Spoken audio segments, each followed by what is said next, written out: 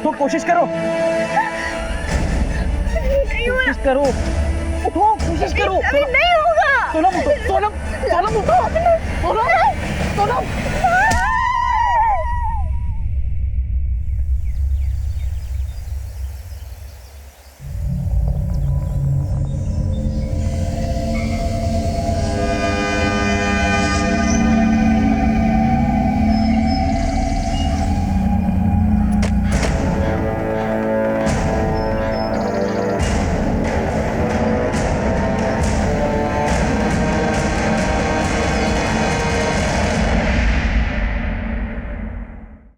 Sir ये तो जिंदा है।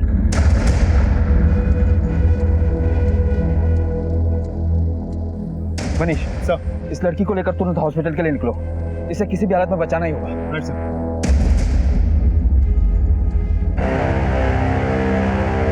सर, ये देखिए खून। हत्या के लिए शायद यही पत्थर इस्तेमाल किया गया था, वहां पड़ा हुआ मिला। इस पत्थर को फौरन लैब में टेस्ट के लिए भेजो। पता नहीं कि बारिश के बाद फॉरेंसिक टीम को इस पर कुछ मिलेगा भी या नहीं।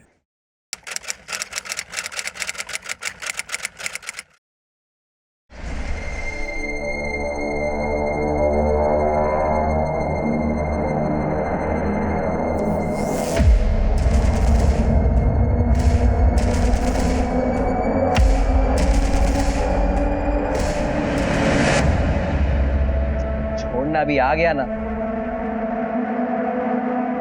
थाने के एंट्री रजिस्टर में साइन लो इसकी। कितनी बार बोले साहब, पढ़े लिखे नहीं है, अंगूठा चलेगा।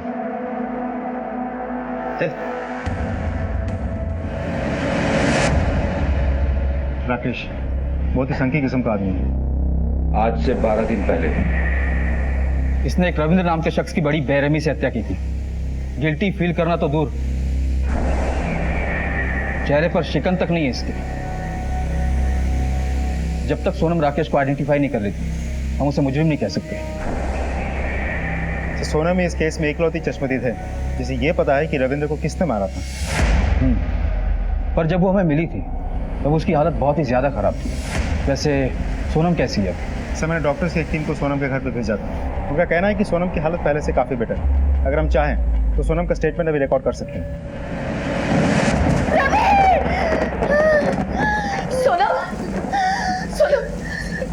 क्या हुआ? क्या हुआ? फिर कोई डरावना ख्वाब देखा क्या?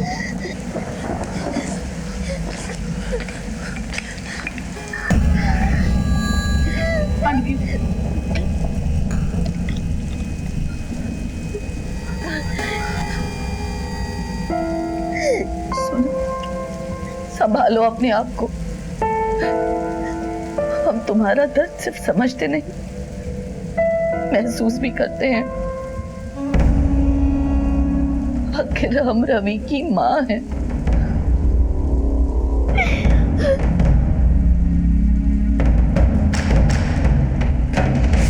रविंद्र की मौत ने एक ऐसी कहानी की शुरुआत कर दी थी जिसके अंत तक पहुंचना इतना आसान नहीं था।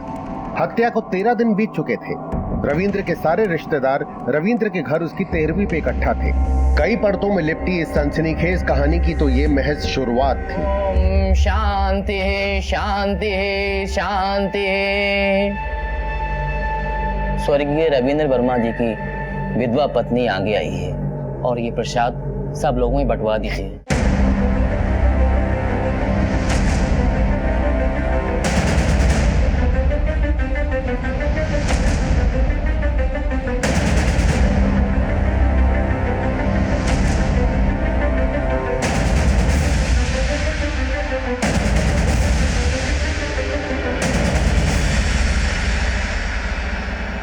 रचना, सोनम, तुम दोनों ये प्रसाद सब लोगों में बांट दो।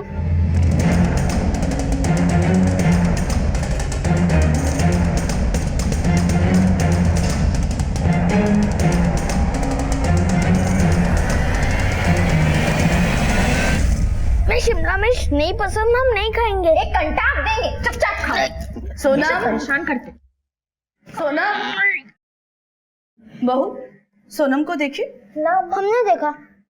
हमने उन्हें सत पर जाते हुए देखा। अच्छा। सोनम,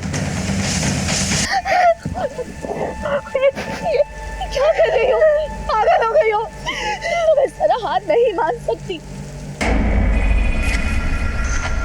रवि के कातिल को हम ही सजा दिलाना चाहते हैं।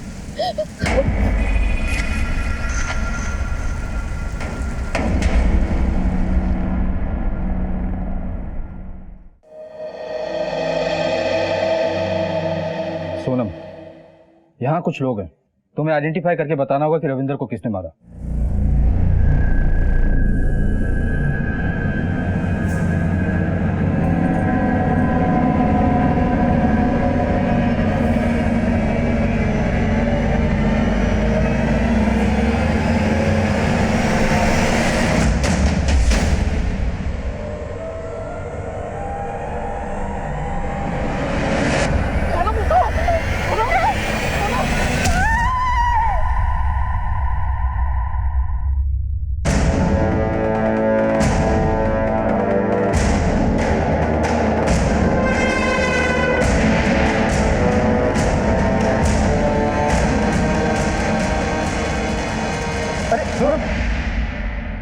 सर लगता है अभी भी ट्रॉमा में है।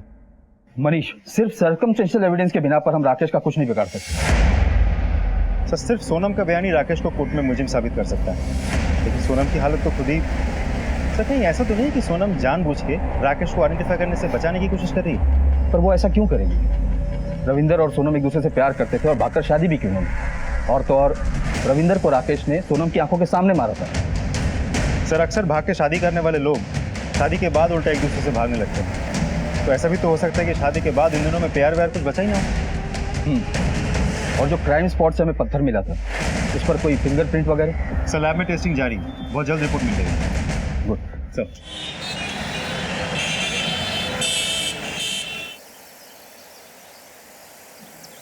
नाटक किया है तुमने पुलिस के सामने। अरे तुम तो चाहती नहीं हो कि राकेश को सजा हो। तुम ऐसे कैसे कह सकती हो? उसने हमारे रविंद्र को मारा। रविंद्र सिर्फ हमारे हैं, तुम्हारे नहीं। और वैसे भी उन्हीं की तरह धोखा देना तुम्हें भी अच्छे से आता है। कभी भी पलट सकती हो तुम। अर्चना, तुम हमारे बारे में ऐसा कैसे बोल सकती हो? हम दोनों तो फ्रेंड्स। अच्छा हुआ तुम मिल गई, वरना हम तो इतनी टेंशन में थे कि कैसे लोग होंगे, कैसी जगह होगी। तुम भी मेरठ से, हम भी मेरठ से, बहुत मजा आएगा।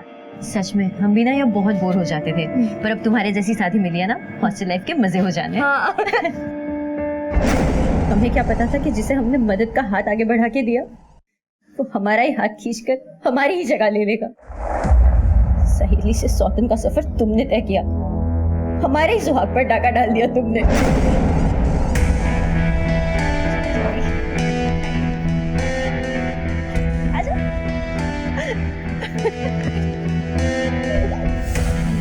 ये हमारी रूम। सोनम, अरे आपको कैसे पता? अरे रचना हर वक्त तुम्हारे बारे में तो बात करती है। अच्छा रचना, चलो हम चलते हैं, वरना फिल्म के लिए लेट हो जाएगा। बाय।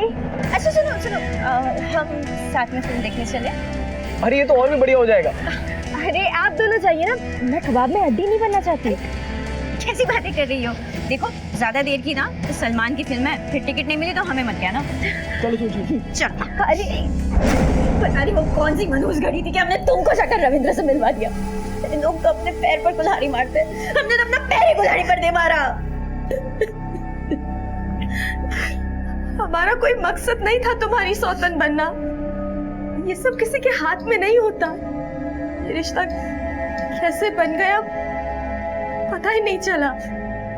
हम दोनों को एक दूसरे से प्यार कैसे हो गया कुछ पता ही नहीं चला। अरे झूठी हो तुम, एक नंबर की झूठी हो। रचना,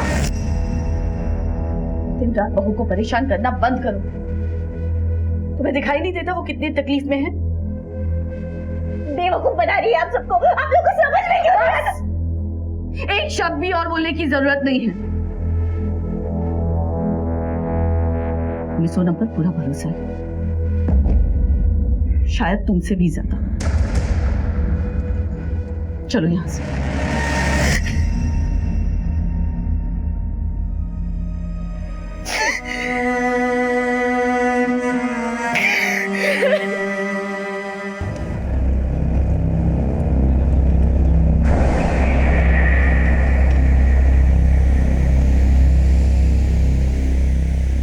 साहब गाड़ी रोको ना, थोड़ा हल्का होना है।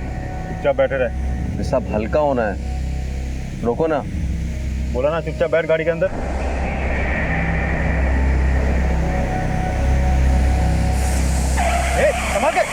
संभालो गाड़ी।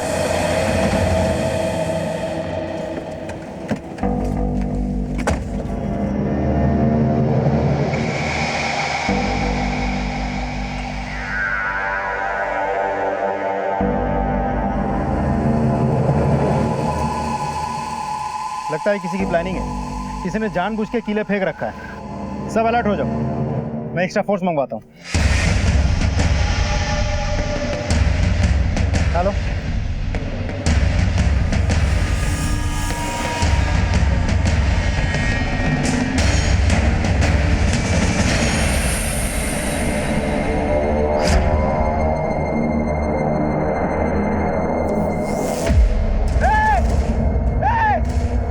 पॉइंट पे रखो इसको, देखता हूं मैं।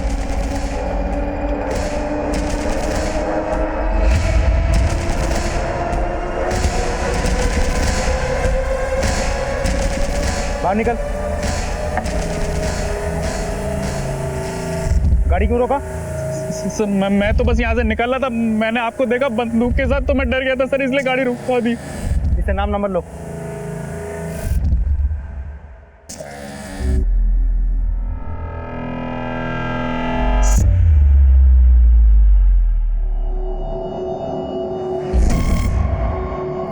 सब लोग के भाग्य।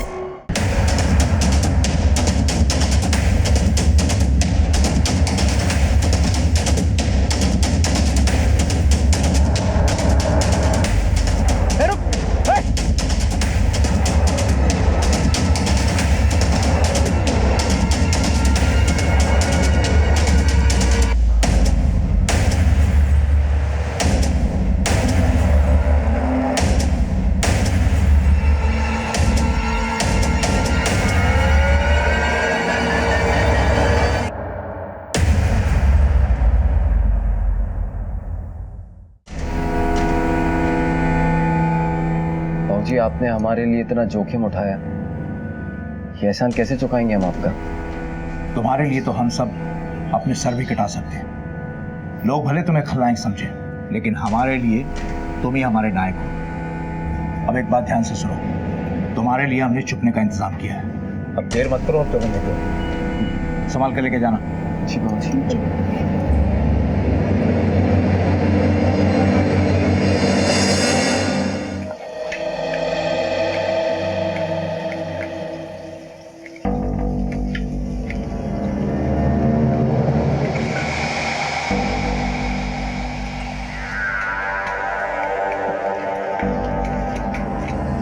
सब्जियों पे गुस्सा निकालने से सब ठीक हो जाएगा क्या?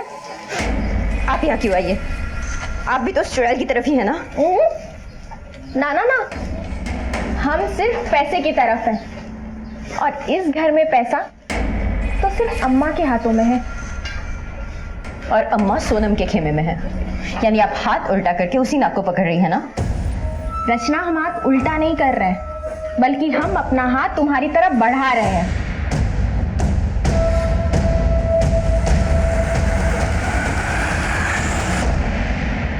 मनीष, ये 100% राकेश के लोगों का किया हुआ है। हो ना हो, इसका मास्टरमाइंड भूपेंद्र सिंह ही होगा। इससे पहले भी राकेश को बेल दिलाने के लिए उसने अपने समाज के लोगों के साथ बहुत बड़ा तमाशा किया था। राइट सर, मुझे भी ऐसे ही लगता है। इस चाल से भूपेंद्र ने कोई बाजी तो नहीं मारी है, लेकिन हाँ, इस खेल की अगली चाल में इलाका भले ही उनका हो, पर इस बार धमाका हमारा ही होगा।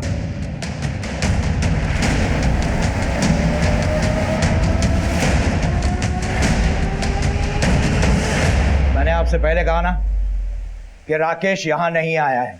भूपेंद्र सिंह, अगर मुझे एक भी सबूत मिला कि राकेश को भगाने में तुम्हारा ही हाथ है, तो याद रखना, इस उम्र में टूटा हुआ हाथ जुड़ेगा नहीं।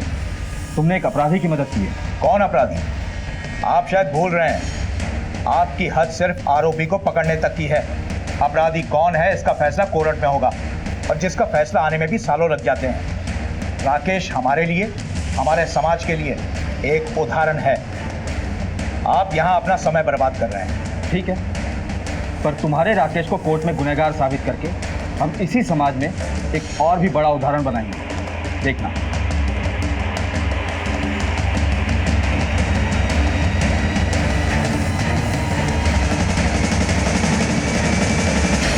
सर, इस भूपेंद्र सिंह की शक्ल देखी लगता है हमसे कुछ छिपा रहा है। 2 कांस्टेबल से कहो इस पे 24 घंटे नजर रखें। इसके एक एक सेकंड की डिटेल चाहिए मुझे। सर, आप एक्सक्यूज मी। हेलो, हाँ ठीक है, हम अभी पहुंचते हैं। सर, खबरी गुड्डू का कॉल था। सोनम के एरिया में राकेश को देखा गया है। चलो, चलो।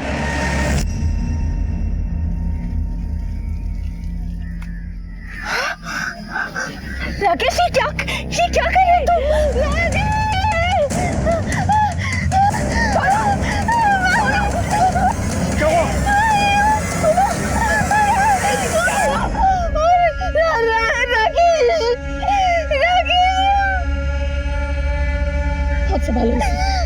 इसे छोड़ेंगे नहीं हम। तो तुम लोग देख क्या रहे हो? ले जाओ इसे अंदर।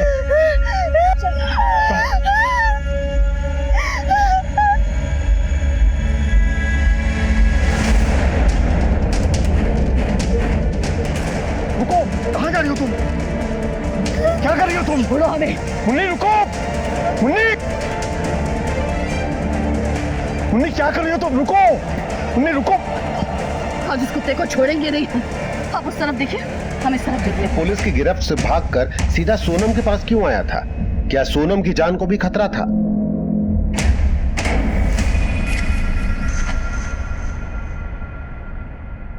सही तो किया उसने। ये विधवा थोड़ी ना है।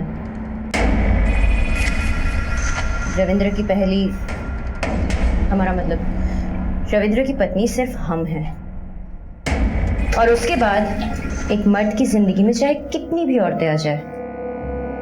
पता है ना शालू दीदी, ऐसी औरतों को क्या कहते हैं?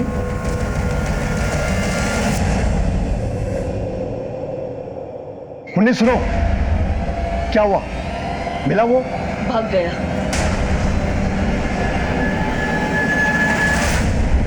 घर का कोना कोना छान मारो, जाकर ऊपर देखो। सर, आसपास अच्छे से चेक किया, लेकिन राकेश कहीं नहीं है। लगता है वो भाग निकला है। शायद ये राकेश शहर छोड़कर भागने की फिराक में है। शहर के सारे एग्जिट पॉइंट की चेकिंग बढ़ा दो और इस राकेश की फोटो हर जगह सर्कुलेट कर दो। सर, देखिए मुन्नी जी, इस तरीके से कानून अपने हाथ में नहीं लेना चाहिए था आपको।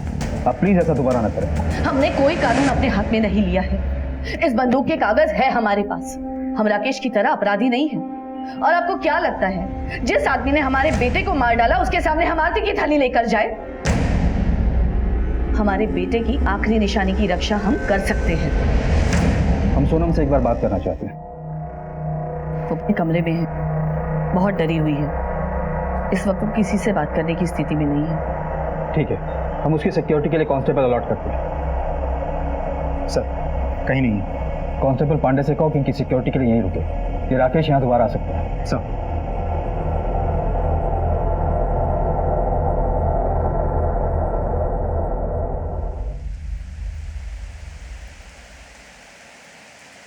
मुन्नी, हमें लगता है तुम सोनम की तरफदारी कुछ हद से ज्यादा ही कर रही हो। हाँ, मानते हैं वो अच्छी है, उसके पेट में हमारे परिवार का चिराग पल रहा है, लेकिन हमें रचना के बारे में भी तो सोचना चाहिए। हम रचना से भी उतना ही प्यार करते हैं, पर सोनम की कोख में हमारे घर का चिराग पल रहा है और हम किसी भी कीमत पर रवि की आखिरी निशानी को कुछ नहीं होने देंगे। अम्मा, हम सोनम से बहुत प्यार करते हैं और एक दूसरे के बिना नहीं रह सकते, और उसकी कोख में हमारा अंश पल रहा है।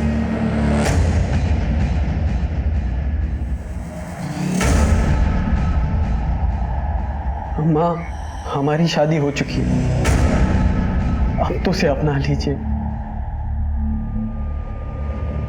हमें अपना आशीर्वाद दीजिए।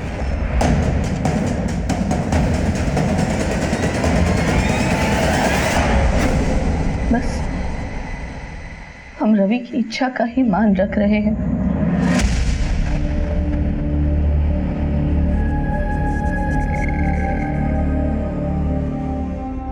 जाओ। सर, राकेश की कोई खबर? सर अभी तक तो नहीं, लेकिन हमने खबरियों को काम पे लगा दिया। राकेश की फोटो इस शहर के हर पुलिस स्टेशन में सर्कुलेट करवा दिया। सर, भूपेंद्र सिंह पे भी हमने नजर बनाई हुई है। फिलहाल उसके घर की एक्टिविटीज तो नॉर्मल लगता है। राकेश के मिलने के बाद उसे रिमांड पर लेने के लिए हमें एक स्ट्रॉन्ग एविडेंस की जरूरत है। और अब तक राकेश के खिलाफ अगर हमारे पास कुछ है तो हमारी खुद की बनाई हुई थियरीज। जिस पत्थर से रविंद्र की हत्या हुई थी उससे कुछ हाथ लगा? नहीं सर, आज ही फॉरेंसिक टीम से मेरी बात हुई थी। उनको उस पत्थर से कुछ प्रिंट्स मिले जिन्हें मिटाने की भी कोशिश की गई थी। फॉरेंसिक टीम ने उन प्रिंट्स को हैदराबाद लैब में टेस्ट के लिए भेजा। थोड़ा वक्त और लगेगा सर। वक्त भी तो नहीं है हमारे पास। नहीं,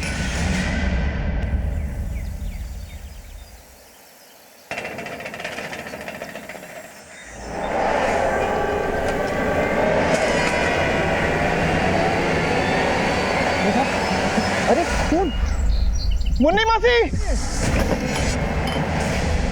अरे अभी पुलिस रविंद्र के मामले को सुलझा भी नहीं पाई थी कि किसी ने बड़ी बेरहमी से सोनम का भी खून कर दिया था। क्या इन सब के पीछे राकेश ही था या मामला कुछ और ही था? मनीष सर, अगर इस जगह को गौर से देखो तो ऐसा लगता है कि किसी लोहे के औजार से इस पर हमला हुआ था, शायद कोई हथौड़ी वगैरह। फिलहाल ये तो पोस्टमार्टम रिपोर्ट के बाद ही पता चलेगा। सर अटैकर को पता था कि घर के बाहर हमारा एक कांस्टेबल ड्यूटी कर रहा था, इसलिए बड़ी चालाकी से पहले उसने उस कांस्टेबल पर हमला किया, अंदर आया और इसका खून कर दिया। ये फॉरेंसिक टीम और एम्बुलेंस कहाँ तक पहुंची? सर मैंने फोन कर दिया, बहुत जल्द पहुंचते होंगे। घर का कोना कोना छान मारो। सर हमें इसकी कोई जरूरत नहीं। अम्मा ये कहाँ कह रही है? मरहम पट्टी करवा लीजिए। मुन्नी जी, अगर आप चाहती हैं कि आपके बेटे और बहू के कातिल को सजा हो तो प्लीज ये मरहम पट्टी करवा लीजिए।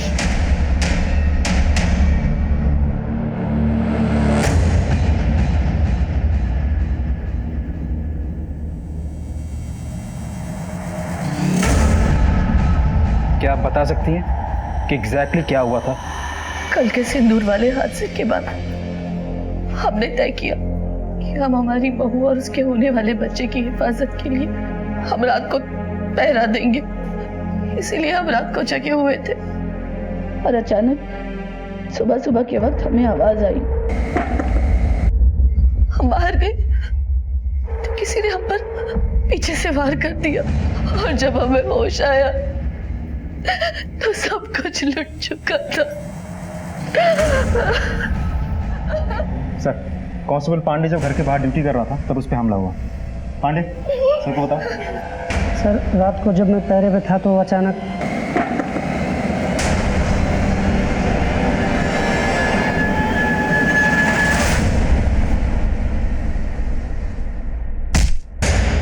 हमलावर का मकसद सिर्फ सोनम को मारना था और उसने मारा और बाकियों को सिर्फ बेहोश किया। सर बात तो बहुत अजीब है।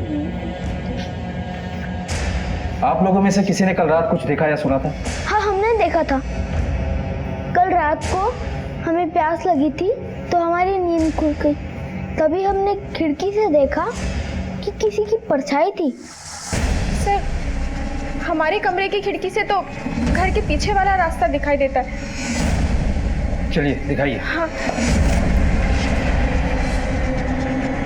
आइए सर इस तरफ। सर, ये है।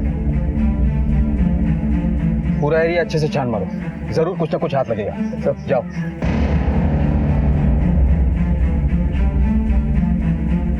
सर ये देखिए, जूते के निशान।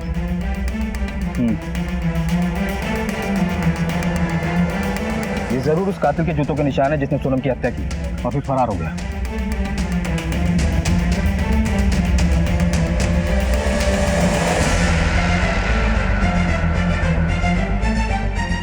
सर 9 नंबर साइज है। सर आप लोग यही रुकिए, यही रुकिए। सर देखिए हथौड़ी। तो कातिल ने मर्डर वेपन यहाँ फेंक दिया। इसे फॉरेंसिक के लिए भेजो। देखो फिंगरप्रिंट्स मिलते हैं क्या? सर आपको एविडेंस पाउच में। सर सोनम की हत्या में मेरी शक की सुई बार बार राकेश की तरफ ही घूम रही है। हमें जल्द से जल्द इस राकेश को ढूंढ निकालना होगा। अगर ये काम उसने खुद नहीं किया तो उसके किसी हिमायती ने किया होगा। और ये भी हो सकता है कि घर का ही कोई फैमिली मेंबर इस राकेश से मिला हो और उसे सह दे रहा हो। इस घर की जो बड़ी बहू है शालू, उसका पति क्या है? सर उसका नाम है अजय। काम के सिलसिले में इन दिनों दिल्ली में रहता है। इस फैमिली में जितने भी जेंट्स मेंबर हैं, उनके जूतों के निशान और साइज को उस निशान और साइज से मैच करो। सर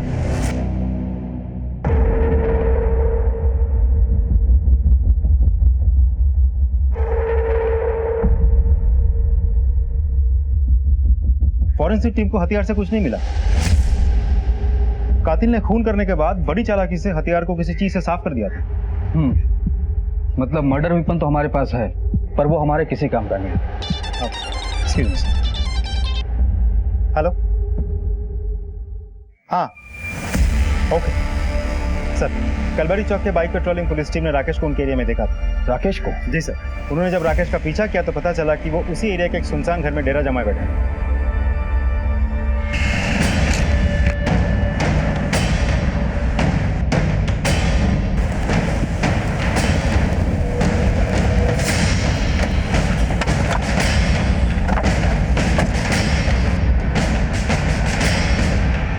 इस तरफ से।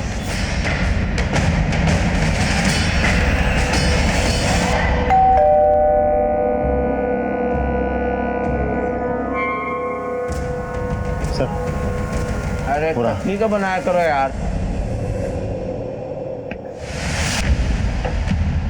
बहुत भागा और भगाया, अब चल तेरे पैरों की मालिश करवाते हैं। साहब मैं तो पहले तूने रविंदर को मारा, फिर हमारी टीम को धोखा देकर भाग निकला। उसके बाद तूने सोनम और उसके कोख में पल रहे 3 महीने के बच्चे को भी मार डाला। का सोनम मर गई? साहब ये कैसे हुआ साहब? अब 1 मिनट भी वेस्ट किया ना तो तेरी खाल खींच लूंगा। चल बता, जब सोनम ने तुझे पिछली बार धोखा दिया था तब तो तूने उसे माफ कर दिया था। इस बार उसने ऐसा क्या किया कि तूने उसे जान से ही मार डाला?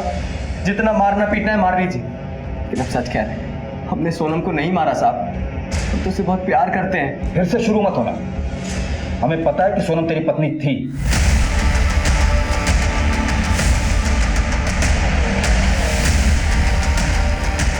और उसने रविंदर के साथ भागकर शादी कर ली, है ना?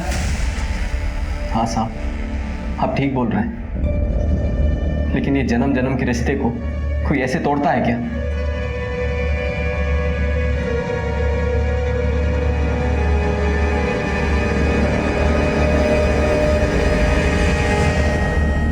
क्या हुआ? अभी हम इस सब के लिए तैयार नहीं हैं। दूर हटो हमसे। पापा ने भी एकदम अपने जैसा लड़का पकड़ा दिया।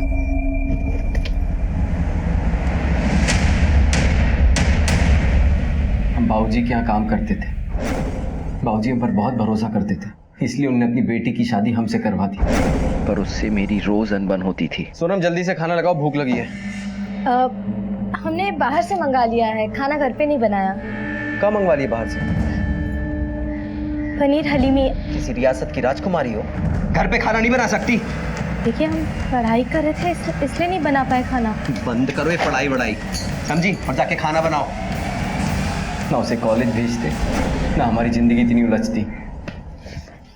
सोनम के पेट में रविंद्र का बच्चा था, इस बात ने तेरी मर्दानगी को ठेस पहुंचाई, और इसी वजह से तूने पहले रविंद्र और उसके बाद सोनम की हत्या कर दी। हाँ साहब, हमारे तलवे से लेकर तालू तक आग लग गई थी, सर पे चढ़ गया था अपमान, लेकिन इसका मतलब ये नहीं कि हम किसी को मार देंगे। अच्छा, अगर तू इतना ही दूध का धुला है तो हमारे कस्टडी से क्यों भाग निकला था? चलिए साहब, मान लेते हैं कि हमने रविंदर को मारा, तो फिर सोनम ने हमारे खिलाफ गवाही क्यों नहीं दी?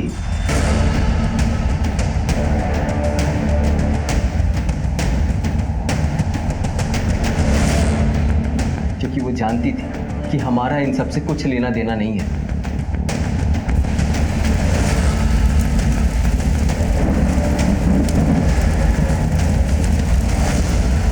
सर, राकेश मौके का फायदा उठा रहा है। उसे पता है कि इस केस की एकलौती चश्मदीद सोनम थी, जो मर गई या मार दी गई है। सर ये फॉरेंसिक रिपोर्ट।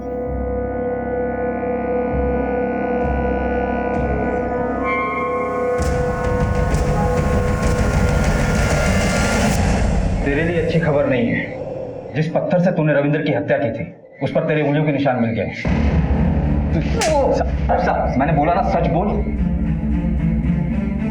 बताते हैं साहब, सब सच सच बताते हैं। हमने ही रविंदर को मारा था साहब। ये बता, सोनम को क्यों मारा तूने? नहीं साहब, हमने सोनम के साथ कुछ नहीं किया साहब। हमने तो जानबूझकर उसको जिंदा रखा था ताकि वो रविंदर को खोने का दुख जिंदगी भर झेले। हमारी जिंदगी बर्बाद करके उसे कैसे चैन से रहने देते हैं, इसलिए बार बार उसके पास जाते थे, उसे डराने के लिए। हम उसे भी बेघर करना चाहते थे, तड़पाना चाहते थे। तुझे तो इतने लंबे टाइम के लिए अंदर भेजेंगे ना कि वहां से तू नहीं, तेरी अर्थी बाहर निकलेगी। बहुत से लोग दुश्मन हो सकते हैं सोनम के। पिता भूपेंद्र सिंह, जिसके लिए उसका समाज, उसके लोग और उसका दामाद उसकी बेटी के ऊपर मायने रखता है। दूसरी ये रविंद्र की पहली पत्नी रचना, जिसकी जिंदगी में सोनम सौतन बनकर आई और उस घर में खास जगह बना रही थी आने वाले चिराग को जन्म देकर। इन दोनों के पास भी स्ट्रॉन्ग मोटिव है सोनम को मारने का। रविंद्र का बड़ा भाई अजय और भाभी शाली। अब रविंद्र तो रहा नहीं, उसके आने वाले बेटे को भी रास्ते से हटा दिया, तो सारी की सारी प्रॉपर्टी इन दोनों के पास ही आनी। मनीष सब एक एक करके सबको टटोलते हैं। हम यहाँ अपने दामाद राकेश को छुड़वाने में लगे हुए हैं और अब हम ही पर शक कर रहे हो? हमें यहाँ उठा कर लिया है। निकालो इन सबको बाहर। चलिए। आपका दामाद ही आपकी बेटी का कातिल हो सकता है, ये जानते हुए भी उसे छुड़वाना चाहते हैं आप। कौन सी बेटी साहब? हमारे लिए तो वो उसी रात खत्म हो गई थी जिस रात उसने किसी और के साथ मुंह काला किया था। पूरे समाज में सालों से बनाई हुई इज्जत को एक ही रात में मिट्टी पलीत कर दी। उसने सिर्फ राकेश ही नहीं, अपनी जिंदगी से जुड़े हुए हर एक शख्स के साथ धोखा किया है। और फिर दामाद ससुर मिलकर खून की होली खेलनी शुरू कर दी। दामाद ने बेटी के प्रेमी रविंद्र को मारा, बाप ने बेटी को मारा। सच बोल रहा हूं ना मैं? काश आपकी बात सच होती, लेकिन यह सच नहीं है। यकीन मानिए दरोगा साहब, अगर हमारी बेटी हमारे हाथ लग गई होती ना, तो इतना तय है कि अब बच नहीं पाती। और एक बात और बताएं, किसी को भी उठाकर लाने से पहले उसके खिलाफ पक्का सबूत और गवाह तो तैयार कर लेते। भूपेंद्र सिंह, इस चौकी से बाहर निकलकर जब तीसरी गली में घुसोगे तो वहां वकीलों की मंडी मिलेगी। ये ताव वहां दिखाना शायद कुछ काम हो जाए, क्योंकि उन लोगों की रोजी रोटी तुम जैसे लोगों से चलनी है। जाओ, लेकिन शहर मत छोड़ना। चलो रे। हमें पता था सर, आज नहीं तो कल आप हम पर शक जरूर करेंगे। हमारा और सोनम का रिश्ता ही कुछ ऐसा था। सर, आप लोगों को सोनम पर बहुत तरस आ रहा होगा ना, पर असल में तो आप लोगों को हम पर तरस आना चाहिए। अरे सोनम को छोड़िए, हमारे अपने पति ने हमें धोखा दिया था।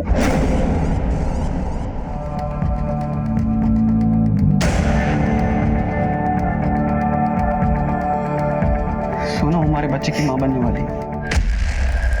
हमारे पास उससे शादी करने के अलावा और कोई रास्ता भी नहीं। तो ये सारा कुछ खिला रहे थे तुम दोनों हमारे पीठ पीछे, और ये सब इसलिए किया था क्योंकि हम आपको एक बच्चा नहीं दे सके। रचना, ऐसा नहीं है, तुम बिल्कुल गलत सोच रही हो। हमारी शादी हमारी माँ के कहने पे हुई थी, लेकिन हमें तुमसे कभी प्यार नहीं हुआ। प्यार तो बस हमें सोनम से हुआ। Hope you understand. और तुम्हें जैसे ही मौका मिला तुमने उसे मार दिया। पत्नी होने का हक तो उसने तुमसे पहले ही छीन लिया। रविंद्र की विधवा होने का हक भी वो तुमसे छीन रही। घर में तुम्हारे सास की लाडली थी, घर का चिराग जो उसकी कोख में थी। हम सच कह रहे हैं, हमने किसी की जान नहीं की। आपको क्या लगता है सर, ये सब रचना ने किया है? हमें जिन जूतों के निशान रचना के घर के पीछे से मिले थे, वो तो किसी मर्द के जूते के निशान लगते हैं। हो सकता है उसने किसी और की मदद ली हो। लेकिन सर, अब तक तो जूते के निशान सिर्फ राकेश से ही मैच हुआ। पर राकेश तो मान ही नहीं रहा, फिर कौन हो सकता है? साहब, जिस रोज हमने सोनम को सिंदूर लगाया था, उसी रोज हमने उसको धमकी दी थी कि अगर वो हमसे मिलने रात को नहीं आई तो हम रविंदर के पूरे परिवार को खत्म कर देंगे। जब उस रात हम उससे मिलने गए तब हमें पता चला कि वो हमें फंसाने के फुल जुगाड़ में है। राकेश, तुमने रवि को क्यों मारा? क्या बिगाड़ा था उन्होंने तुम्हारा? तुम अपने आप को पुलिस के हवाले क्यों नहीं करते?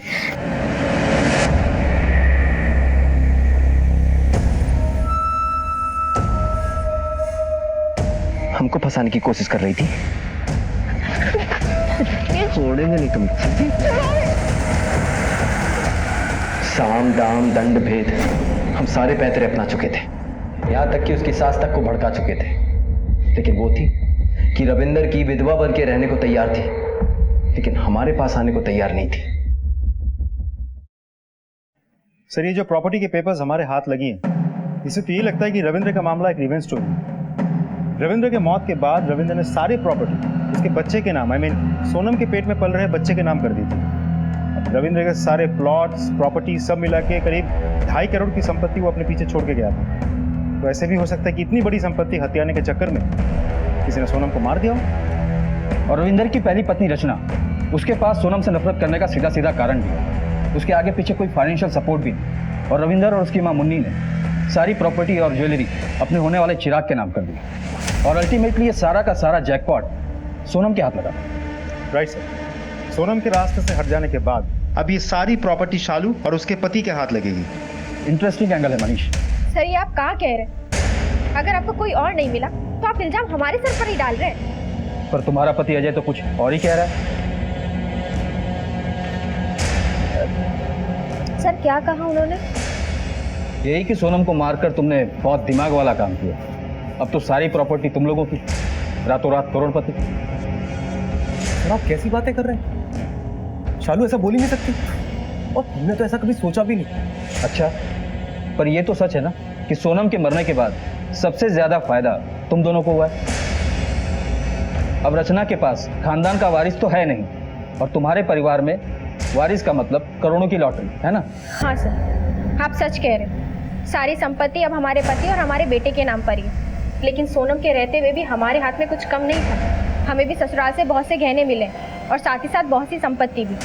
और सर आपको एक बात बताएं, आप सिर्फ हवा में तीर चला रहे, असली मुजरिम तो कोई और ही है। ये पुलिस का तीर है, हम इसे किसी भी दिशा में छोड़ें घूम फिर कर मुजरिम के पीछे ही लगता है। सर ये लोग तो कुछ कन्फेस करने को तैयार ही नहीं है। मनीष, इस वक्त भले ही हमारे प्राइम सस्पेक्ट ना हो पर हम इन्हें कंप्लीटली इग्नोर भी नहीं कर सकते। सब मुझे समझ में नहीं आ रहा, ये राकेश, रचना, शालू और अजय, इन चारों में से अगर किसी ने भी सोनम को नहीं मारा तो फिर मारा किसने? इस केस की हर गली को छान मारने के बाद ये केस एक भूल भुलैया सा दिखने लगा है मुझे। पर मेरा एक स्ट्रॉन्ग इंट्यूशन कहता है कि इस भूल भुलैया से निकलने का रास्ता ठीक हमारी आंखों के सामने है, पर नजर क्यों नहीं आ रहा। मनीष, एक काम करो,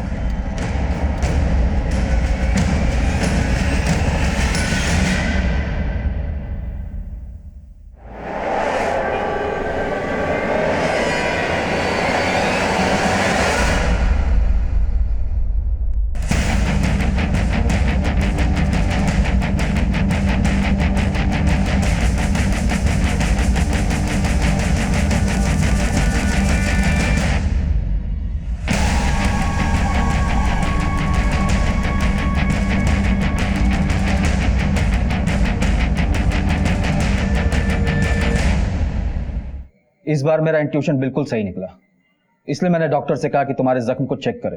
आपका शक सही है सर। कांस्टेबल पांडे और सोनम के सर पे एक ही हथियार से वार हुआ है, हथौड़ी, और मुन्नी देवी के सर में पत्थर से मारा गया है। हमें तो तुम पर पहले ही शक था जब राकेश ने हमें बताया कि वो तुम्हें बहकाने की कोशिश कर रहा है, पर हमारे हाथ सबूत नहीं थे, इसलिए हमने तुम पर निगरानी रखी और तुम्हें रंगे हाथ पकड़ा। बताओ क्यों किया ये सब? क्या करते हैं? हम अपनी बहू रचना से बहुत प्यार करते हैं, फिर भी हमने सोनम को अपनाया। उसने हमारी बहू का घर तोड़ा, फिर भी उसे हमने अपने घर में जगह दी, क्योंकि उसके पेट में हमारे बेटे रवि का बच्चा पल रहा था, हमारा वंश। और उसने क्या किया? सोनम एक नंबर की धोखेबाज निकली। पहले उसने हमारे बेटे को धोखा दिया और अब वो हमें धोखा दे रही थी। कैसा धोखा? उस दिन जब राकेश हमारे घर में घुसा था तब उसने हमें सब कुछ बता दिया था। छोड़ेंगे नहीं आज तुम्हें हम। सोनम कभी तुम्हारे बेटे से प्यार नहीं करती थी, ये सब उसकी एक चाल थी ताकि तुम्हारी प्रॉपर्टी और सारी जमीनों पे कब्जा कर सके। सोनम हमारे बेटे से बेहद प्यार करती है, उसके पेट में हमारे घर का वारिस पल रहा है। तुम्हारे घर का? वो बच्चा हमारा है, और देख लेना एक दिन तुम्हारा सब कुछ छीनकर वो हमारे पास वापस आ जाएगी। और अगर अब भी यकीन नहीं है ना तो आज रात 1 बजे अपने घर के पीछे आ जाना, बाकी की पिक्चर तुम्हें वहीं दिखाते हैं। पहले तो हमें उसकी बात पर बिल्कुल विश्वास नहीं हुआ, पर बाद में हमने खुद अपनी आंखों से देखा। हमें बहुत गुस्सा आया, इसीलिए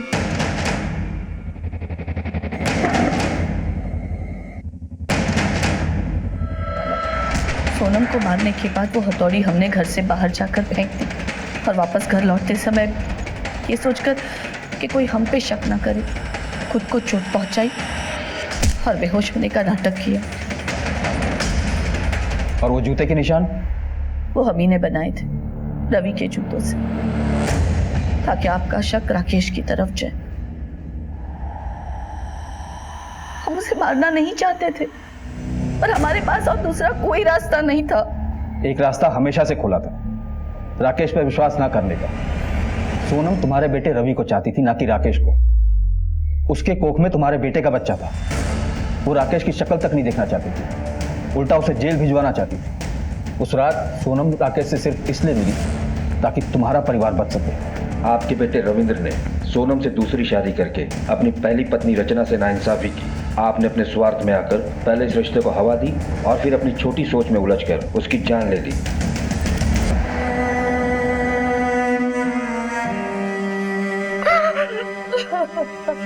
जब रिश्ते निभाने मुश्किल हो जाते हैं तो इंसान उनसे निकलने के लिए अपने ही तरीके आजमाता है। यही हुआ राकेश, सोनम और रविंद्र के रिश्तों में। राकेश के बदले ने न केवल सोनम और उसके होने वाले बच्चे की जान ली, बल्कि अपनी फैलाई झूठी नफरत से मुन्नी देवी से हत्या जैसा अपराध भी करवा डाला। जहां अहंकार, बदला और अहम सर उठाते हैं, वहां उलझे हुए रिश्ते तो छोड़िए, सीधे और सरल रिश्ते भी टूटकर बिखर जाते हैं। देखते हैं हमारे आज के एपिसोड की दूसरी कहानी।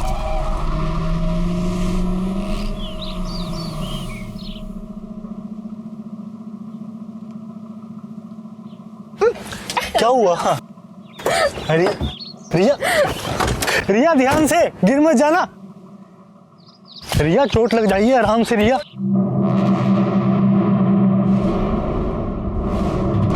सर, सोशल नेटवर्किंग साइट पे अनुजा गायकवाड़ नाम की लड़की का प्रोफाइल मिला है। 25 साल की है जैसा। ये देखिए, इसके हाथ पे भी सिमिलर टैटू है। कोरेगांव की सॉफ्टवेयर कंपनी में काम करती है और बेसिकली कोल्हापुर की रहने वाली है। सर, ये पोस्टमार्टम रिपोर्ट है। सर, रिपोर्ट के मुताबिक लड़की की उम्र 20 से 25 साल है। सर, मौत 2 मार्च दोपहर 1 से 4 के बीच में हुई। सर पर किसी भारी चीज के वार से, और पैर मौत के बाद काटा गया। किसी बड़े हथियार से नहीं, 10 इंच के एक छोटे चाकू से। सर, हड्डियों में कुछ फ्रैक्चर और थाइस पर कुछ चोटों के निशान भी है। मौत के 5-6 घंटे बाद बॉडी को जलाने की कोशिश की गई है।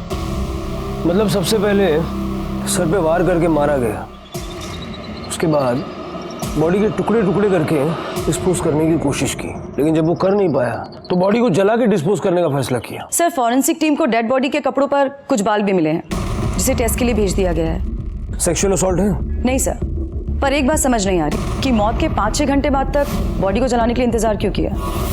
हो सकता है पेट्रोल का इंतजाम करने में उसे वक्त लग गया हो। सरोदय सर, क्राइम स्पॉट के आसपास के जितने भी पेट्रोल पंप्स हैं, पता करो वहां पर किसी ने लूज पेट्रोल खरीदने की कोशिश की है क्या? और ये जो सोशल मीडिया पे तुमने प्रोफाइल दिखाई, उस लड़की की कंपनी का नाम मेंशन है? हाँ सर।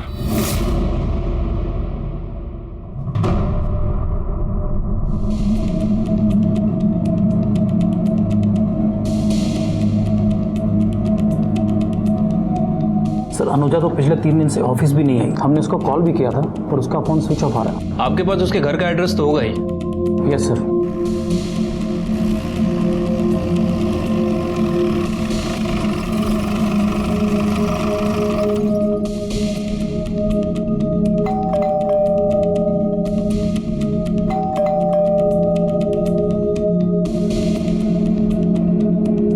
बगल में पूछते हैं।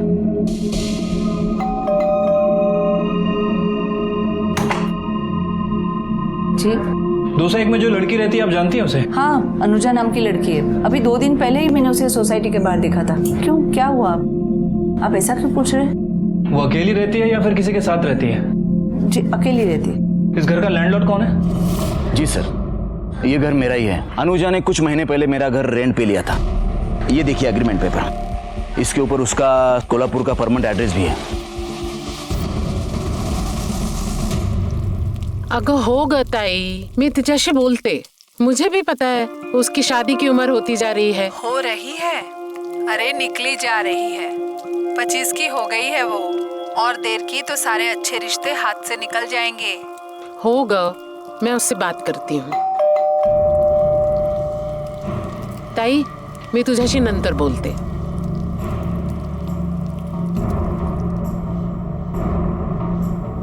जी, आप अनुजा की माँ हैं? हाँ, क्यों?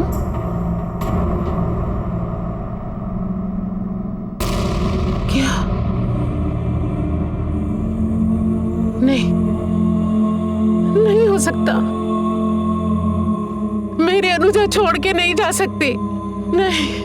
हे देवा, मेरी अनुजा।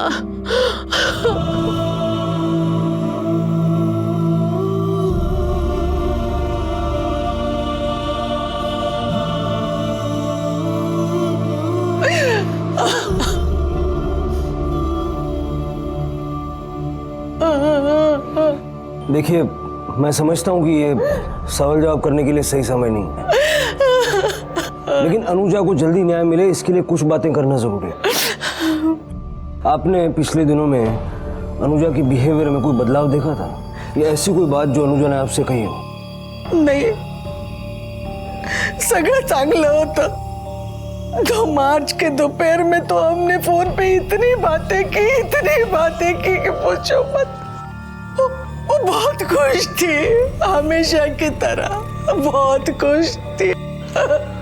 अनुजा के दोस्तों के बारे में जानती हैं आप? कौन है, कहाँ रहते हैं? 2 सहेलियां है उसकी, एक रितु और पायल। अनुजा से आखिरी बार बात कब हुई? सर 2 मार्च को, क्योंकि लॉन्ग वीकेंड था और छुट्टी थी, तो वो अपनी माँ को सरप्राइज देने के लिए कोल्हापुर गई थी। हाय और हो गई पैकिंग? हाँ बस ऑलमोस्ट डन, थोड़ा ही बाकी है। यार आंटी तो तुझे देख के एकदम खुश हो जाएंगी ना। ऑफ कोर्स यार, ये तो उनकी जान है। और तू देखना, अगर ये कोल्हापुर से मेरे लिए वो चादर नहीं लेके आई ना, तो मैं तो उसकी जान ले लूंगी। यार तू उसके लिए चादर ला सकती है तो प्लीज आंटी के हाथ के बना हुआ अचार प्लीज लेके आना। Okay okay okay relax. तुम लोगों की लिस्ट तो खत्म ही नहीं हो रही।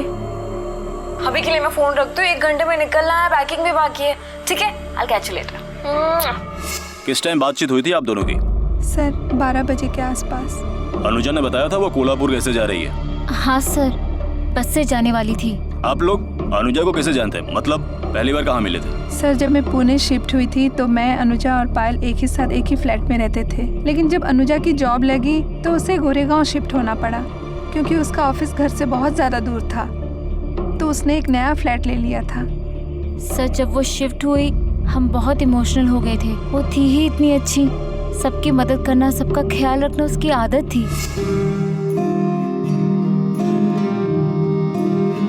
पायल, पायल उठ जा, चल खाना खा ले। धीरे।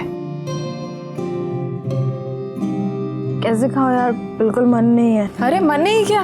2 हफ्ते के बाद एग्जाम है तेरा, खाना नहीं खाएगी तो बीमार पड़ जाएगी, और उसके बाद दवाई भी लेनी है। नहीं प्लीज, बिल्कुल मन नहीं है। अरे नहीं क्या? अनुजा का कोई अफेयर था?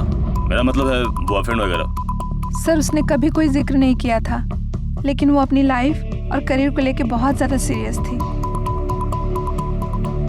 कभी किसी से कोई लड़ाई झगड़ा वगैरह? नहीं सर, ऐसा तो कभी कुछ नहीं हुआ।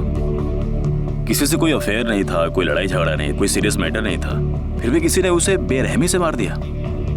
सर वो 6 महीने पहले उसके साथ कुछ प्रॉब्लम हो गई थी। क्या हुआ? सर एक कैब ड्राइवर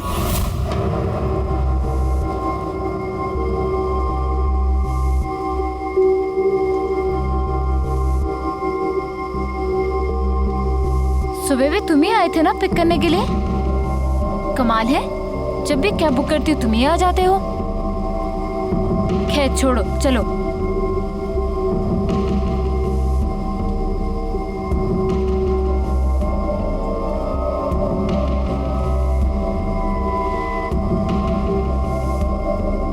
मैडम आप अकेली रहती हो? What? तुम कहना क्या चाहते हो? नहीं बस सोचा जाते जाते थोड़ी बातचीत हो जाएगी, ऐसे ही टाइम पास। गाड़ी रोको। यहाँ मैडम आपका घर तो अभी दूर है। गाड़ी रोको, I said stop the car. अरे मैडम क्या हुआ?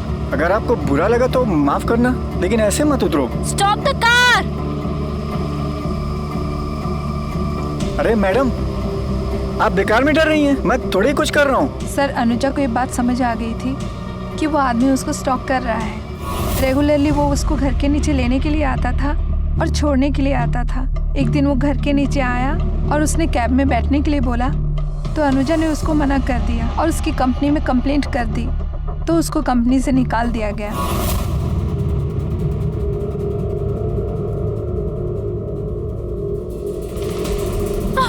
तुम मेरे खिलाफ कंप्लेंट क्यों किया? सिर्फ तुम्हारी वजह से मेरी नौकरी चली गई। क्या किया था? कोई बदतमीजी किया था? कभी छेड़ा था? कभी छुआ था क्या? देखो, बकवास बंद करो और दूर रहो मुझसे। जाओ जाओ यहाँ से। दूर तो नहीं, अभी पास आके दिखाऊंगा, सबक सिखाऊंगा मैं। अनुजा मैडम, क्या हुआ? सब ठीक है ना? अभी तो तू बच गई, लेकिन ये मत समझना कि हमेशा बच जाएगी। कीमत तुझे चुकानी पड़ेगी कीमत। उस आदमी का नाम, नंबर या फिर गाड़ी का नंबर बता सकती है? नहीं सर, हमारे पास तो कुछ नहीं है, लेकिन इस इंसिडेंट के होने के बाद अनुजा ने पुलिस स्टेशन में जाके कंप्लेन किया था, तो शायद आपको उनके पास से रिकॉर्ड मिल सकता है। कौन से पुलिस स्टेशन में कंप्लेन की थी? Goregaon park police station. उठा रे, गोरेगांव पार्क पुलिस स्टेशन से कंप्लेन की कॉपी लो और कैब ड्राइवर से पूछताछ करो। तब तक हम पता करते हैं कि अनुजा कौन सी बस से कोल्हापुर जाने के लिए निकली थी। ये भी देखना है कि वो बस से गई भी थी या नहीं, या फिर रास्ते में कहीं हाईवे पर बस से उतर गई थी। हाँ साहब, अनुजा मैडम 1 बजे निकली थी, मैंने उन्हें जाते हुए देखा था। इतने यकीन से कैसे कह सकते हो कि 1 ही बजा था? सर, मैंने उस दिन हाफ डे छुट्टी ली थी। जब मैं 1 बजे आ रहा था तो अनुजा मैडम बाहर जा रही थी। कोई था उसके साथ? नहीं सर, कोई नहीं था। मैम, अनुजा मैम ने कोल्हापुर के लिए टिकट तो बुक कराई थी, पर वो आई नहीं, इसलिए उनकी वो सीट हमने किसी और को दे दी। अनुजा अपनी बिल्डिंग से टाइम पर निकली थी, लेकिन बस में नहीं बैठी। अनुजा के घर से बस स्टॉप की दूरी सिर्फ 5 मिनट है, और वो रास्ता भी चहल पहल वाला। कोई जबरदस्ती अनुजा को अपने साथ ले जाए, थोड़ा मुश्किल है। सर, हो सकता है अनुजा किसी जान पहचान वाले के साथ गई हो, शायद इसीलिए किसी ने ना देखा हो। वर्षा जी सर। अनुजा के कॉल रिकॉर्ड्स निकलवाओ, देखो उसका फोन कब और कहां स्विच ऑफ हुआ, और उस दिन उसने किस किस से बात की। और जरा ये भी पता करो कि आमतौर पर रेगुलरली वो किन किन लोगों से बात किया करती थी, फ्रेंड्स, फैमिली, बॉयफ्रेंड वगैरह। जी सर। सूर्यदेव सर, उसके ऑफिस से पता करना होगा। हो सकता है जिसको हम ढूंढ रहे हैं उसके ऑफिस में छुपा बैठा होगा। सर, अनुजा का रिकॉर्ड बहुत ही अच्छा था, कुछ भी अनयूजुअल नहीं था। बहुत ही मेहनती लड़की थी। इनफैक्ट कुछ दिन पहले ही उसका प्रमोशन भी हुआ था।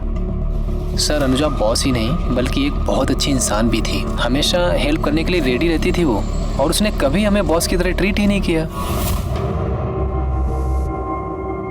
मैम, वो मुझे 2-3 दिन की छुट्टी चाहिए थी।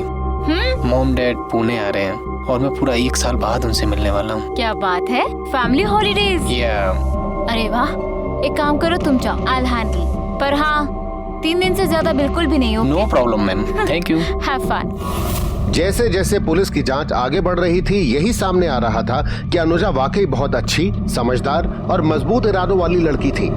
पर सवाल ये था कि इतनी अच्छी और आदर्श लड़की के साथ इतनी बेरहमी क्यों बढ़ती गई? क्यों और किसने उसे इतनी भयानक मौत दी? इन सवालों की खोज में पहला संदिग्ध कैब ड्राइवर सलीम सामने आया।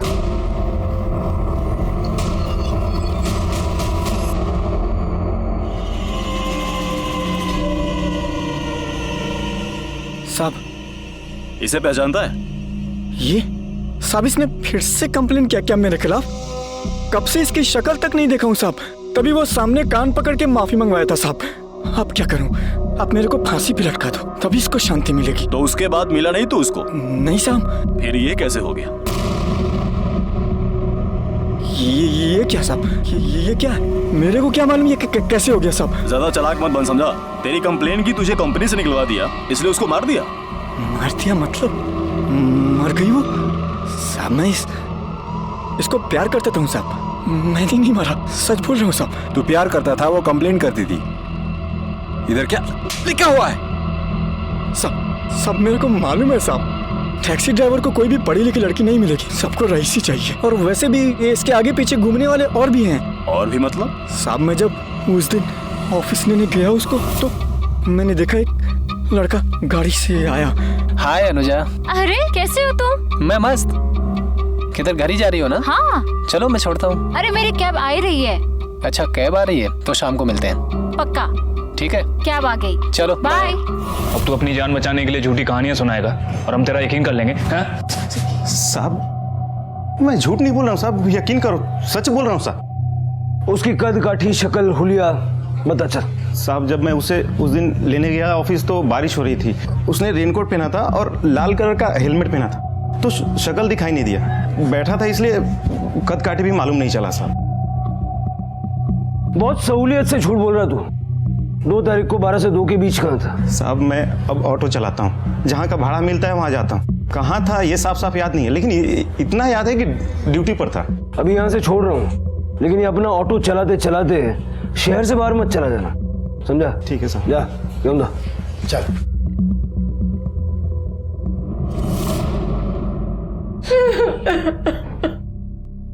निर्मला नको ग रडू, जाने वाला तो चला गया, अब रोने से क्या फायदा। मैंने उसे कितनी बार कहा कि एक ही शहर में रहकर अलग अलग रहने से क्या मतलब, हमारे साथ रहने को आ, पर नहीं, उसे आजादी चाहिए थी। ताई, अब मेरी बेटी मर चुकी है, अब उसके बारे में बुरा तो मत बोलो। नहीं निर्मला, मेरे कहने का ये मतलब नहीं था, गलत मत समझना। अगर आज वो हमारे साथ होती थी तो ये दिन तो नहीं देखना पड़ता था ना। मामी थोड़ी चाय पी लो। नको मला, अरे पूरे दिन से आपने कुछ भी नहीं खाया है, थोड़ी चहा घे म्हणजे बरं वाटेल। नको मला। विक्रम, चाह तिकडे ठेव, मैं बाद में इसे पिला दूंगी। ठीक। मेरी अनुजा,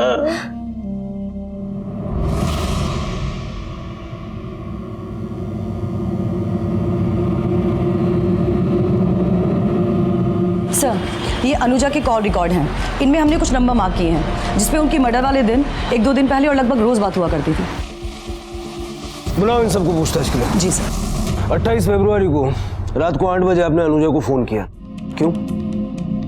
सर मैं एक सैलून चलाता हूँ, अनुजा मेरी कस्टमर थी, उसका हेयर कट का अपॉइंटमेंट था, वही कंफर्म करने के लिए कॉल किया था। हेयर कट का अपॉइंटमेंट कंफर्म करने के लिए 5 मिनट तक बातचीत? सर सैलून चलाने के लिए हम नए नए पैकेजेस इंट्रोड्यूस करते हैं, ऐसा ही एक पैकेज के बारे में मैं उसे बता रहा था, इसलिए टाइम लग गया। साहब, मैं अनुजा मैडम की बिल्डिंग में हमेशा किराने का सामान डिलीवरी करने जाता था। कभी देखा उसके घर में किसी को? साहब, मैंने तो किसी को देखा नहीं है। पिछले कुछ महीनों में तुमने अनुजा को काफी कॉल्स किया, क्यों? सर वो मेरी कलीग थी, एक ही ऑफिस में काम करते। तो अपने सारे कलीग्स को ऐसे रात को 10, 11, 12 बजे फोन करते हो तुम?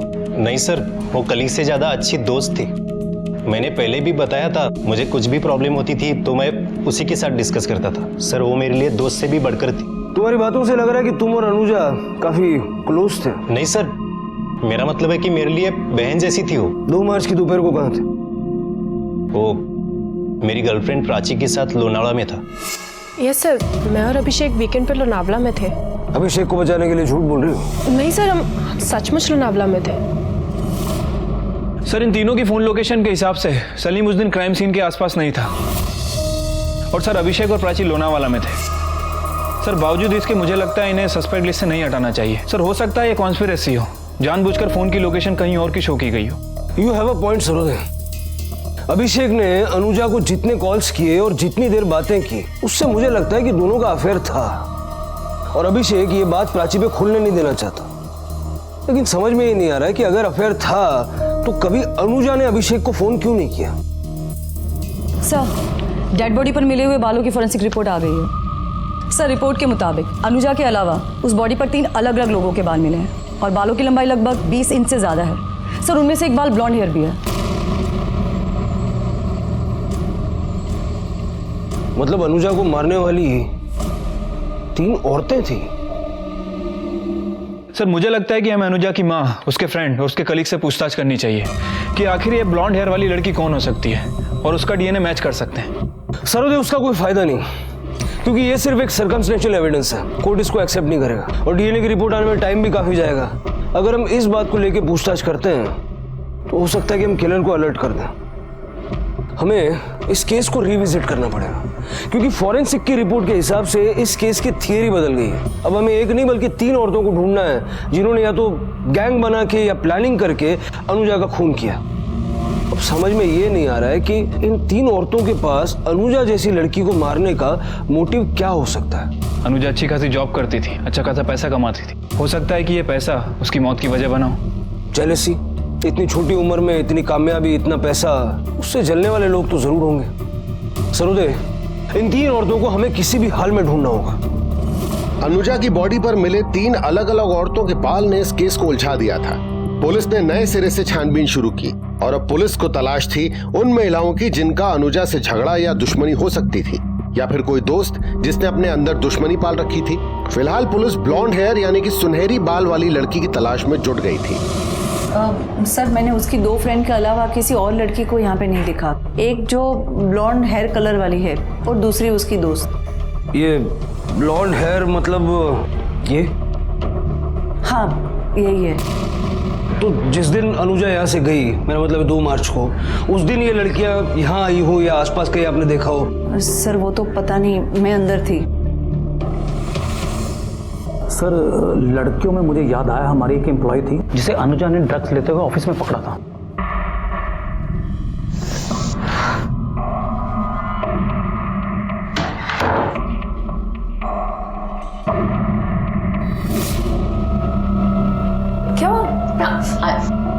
मैं वो महक, तूने फिर से ड्रग्स लिया है? नहीं महक, मैंने 2 बार ऑलरेडी तुम्हें पकड़ा था। This is your 3rd time. मुझे लगा कि तू सुधर जाएगी, पर मुझे लगता नहीं तू सुधरेगी। What are you doing? I think I have to complain. No no no, please please, आज ही लास्ट टाइम था। इसके बाद आई प्रॉमिस ऐसा कभी नहीं होगा। रिलैक्स रिलैक्स, तुम्हें ऑफिस की नहीं रिहाब की जरूरत है, ओके? उसी वक्त महक को नौकरी से निकाल दिया गया। वो ऑफिस से तो चली गई पर बाहर जाकर अनुजा का वेट करने लगी। ये बात आपने हमें पहले क्यों नहीं बताई? सर ये इंसिडेंट ऑलमोस्ट 1 साल पुराना है, याद नहीं रहा होगा, लेकिन आज जब आपने फीमेल्स के बारे में पूछा जिनका अनुजा के साथ कोई झगड़ा हुआ हो, तो मुझे महक याद आ गई। महक का एड्रेस है आपके पास? हाँ सर। पता नहीं सर ये बोलना चाहिए कि नहीं, लेकिन प्राची का भी अनुजा से झगड़ा हुआ था। अनुजा, तुम्हें प्रोजेक्ट रिपोर्ट मेल की है? Just check it once. Okay, listen, मैंने सुना है कि अभिषेक जॉब स्विच कर रहा है।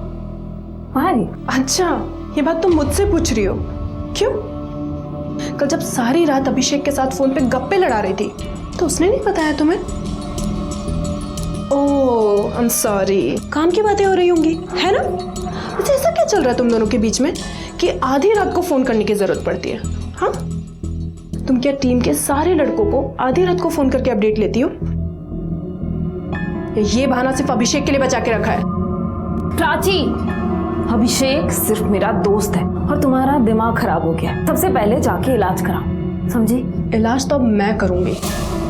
कब हुआ था झगड़ा इनका? अभी 1 हफ्ते पहले। अनुजा और रितु की दोस्ती कैसी थी? अच्छी थी, चांगली मैत्री होती, काफी सालों से दोस्ती थी उनकी। मुझे वो लड़की बिल्कुल पसंद नहीं थी। पता नहीं अनुजा ने क्या देखा था उसमें। क्यों, आपको क्या प्रॉब्लम थी? सर वो लड़की घर पे आती थी ना, इतनी छोटे छोटे कपड़े पहन के आती थी। 24 तास उसके मुंह को सिगरेट की बास आती थी, और एक दिन तो वो दारू पी के भी आई थी। बेल बाज लीजा, देखती रुको। हाय रितु, हाउ आर यू? कैसी है तुम? एकदम। मैं चलती हूँ। नमस्ते आंटी। क्यों कर रही है? सर वो पायल अच्छी लड़की है, पर रितु कुछ गड़बड़ लड़की है। दोस्ती के नाम पर उसने अनुजा से कितने सारे पैसे उधार लेके रखे थे। कितने लिए होंगे? साहब, दोस्ती वाला छोटा मोटा हिसाब रहा होगा, और क्या।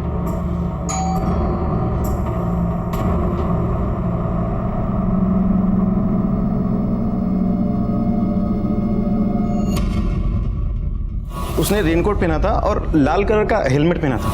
ये कौन है? माझा मुलगा विक्रम, अनुजा का बड़ा भाई। आखिरी बार अनुजा से कब मिले थे? साहब याद नहीं, काफी टाइम हो गया, 2-3 हफ्ते पहले मिले होंगे। तेरी गर्लफ्रेंड अनुजा को पसंद नहीं करती थी, फिर भी तू उसको फोन करता क्यों? प्राची की जगह वो ज्यादा पसंद आने लग गई थी? नहीं सर, कैसी बात कर रहे हैं आप? ऐसा कुछ नहीं था।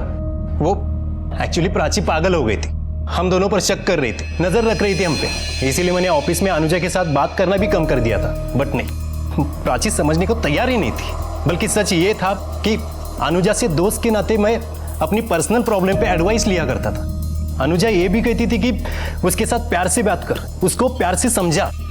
बट नहीं, प्राची का शक बढ़ते ही चला गया। एक दिन मेरा मोबाइल फोन भी चेक किया उसने, और उसके बाद अनुजा के साथ झगड़ा किया। सर अगर मुझे उन दोनों पर डाउट था और मैंने जाके उससे कन्फ्रंट किया तो इससे ये कैसे साबित होता है कि मैंने इसको खून किया है? सबूत है हमारे पास।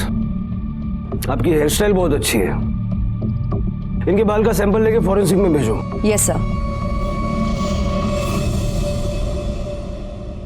प्राची को देखकर लगता है कि वो गुस्से में कुछ भी कर सकती है, लेकिन खून कर सकती है ये मान लेना थोड़ा सा मुश्किल है। सर हमारी फॉरेंसिक टीम ने क्राइम सीन पे ब्लॉन्ड हेयर डिस्कवर किया है और रितु के बाल भी ब्लॉन्ड हैं। लेकिन रितु के पास क्या मकसद हो सकता है ये समझ नहीं आ रहा है। सरोदे, रितु ने जो पैसा अनुजा से लिया था वो रीजन हो सकता है। या तो रितु पैसे लौटाना नहीं चाहती थी या लौटा नहीं पा रही थी और अनुजा पैसों के लिए रितु पे कांस्टेंट प्रेशर बना रही हो सकता है इसीलिए शायद रितु ने अनुजा का खून कर दिया। एक काम करो, अनुजा का बैंक स्टेटमेंट चेक करो और ये बता करो कि इन टोटल रितु ने अनुजा से पैसे कितने लिए थे और वो ड्रग एडिक्ट लड़की महक, उसके बारे में पता करो। ठीक है सर।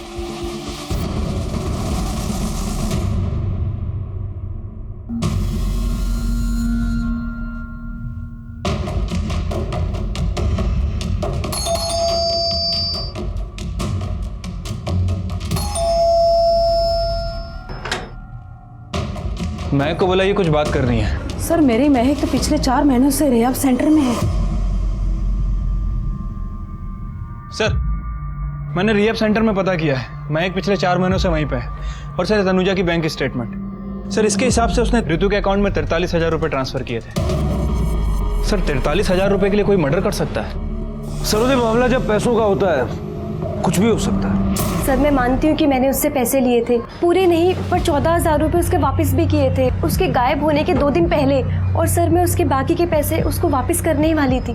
तुम कह रही हो कि तुमने उसके पैसे लौटा दिए, लेकिन उसके बैंक अकाउंट में ऐसी कोई एंट्री नजर नहीं आ रही। सर मैंने उसे कैश दिया था। ये तुम्हारे लिए। Thank you. और ये तेरे लिए। अनुजा ये ले तेरे 14,000 और बाकी के पैसे ना मैं तुझे बहुत जल्दी लौटा दूंगी। पर थैंक्स यार मुझे सपोर्ट करने के लिए। अरे पागल हो गई है क्या? और मैं तो कहती हूँ अभी जरूरत है तो रख ले, बाद में दे देना। मेरे पास आ गए, तू रख। पक्का? हाँ पक्का। ठीक है। सर मैं भी वही थी, इसने मेरे सामने ही उसे पैसे दिए थे। झूठ मत बोलो, हमारे पास रितु के खिलाफ एविडेंस है कि कत्ल के वक्त वो वहां मौजूद थी। एविडेंस है मतलब? तुम्हारा बाल मिला है क्राइम सीन पे। सर आपको कोई गलतफहमी हुई है। 2 मार्च को रितु मेरे साथ थी तो सेम टाइम पे वो वहां कैसे हो सकती है? वैसे इसके अलावा एक और लड़की भी थी वहां पर। सर आप कहना क्या चाहते हैं कि हम दोनों ने मिलकर अनुजा को मारा है? सर हम ऐसा क्यों करेंगे? अपनी बेस्ट फ्रेंड को क्यों मारेंगे? पैसों के लिए। 2 साल पहले तुमने उससे उधार लिया, उसमें से थोड़ा लौटाया, वो भी कैश, जिसका कोई प्रूफ ही नहीं। सर ऐसा भी तो हो सकता है उसका किसी के साथ झगड़ा हुआ और उसने उसका खून कर दिया। उसकी एक्स कलीग जिसे उसने ड्रग्स लेते हुए देख लिया था और ऑफिस से भी निकाल दिया गया था उसे। वो उसे कुछ दिन पहले मिली भी थी, उसने उसको धमकियां भी दी, शायद उसने मारा हो। तू क्या बताएगी सबको? मैं बताऊंगी सबको कि तेरी असलियत क्या है। जो करना है वो कर, समझी? मेरे पास मत आ।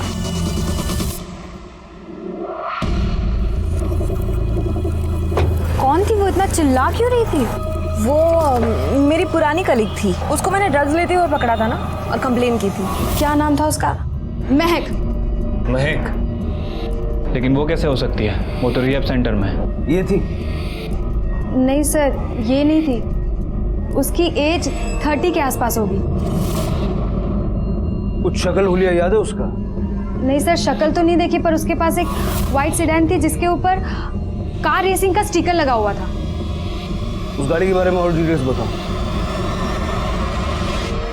अनुजा ने पायल से झूठ क्यों बोला कि उस दिन झगड़ा करने वाली लड़की महक 4 महीने से रिहैब में है? मतलब अनुजा का झगड़ा महक से नहीं हुआ तो किससे हुआ? और अगर इन दोनों की बात मान लें तो रितु ने पैसे लौटा दिए थे जो अनुजा के घर में होने चाहिए। अनुजा का घर चेक करो, अगर पैसे मिलते हैं तो ये दोनों सच बोल रही हैं। ठीक है सर।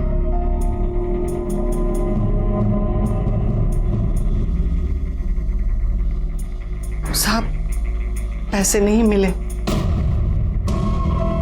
पुलिस के लिए रितु और पायल अहम संदिग्ध थे। रितु ने अनुजा के पैसे वापस किए, उसका कोई ठोस सबूत नहीं था। और क्या वाकई अनुजा ने पायल से उस औरत के बारे में झूठ कहा था, या ये भी रितु और पायल की बनाई कोई कहानी थी?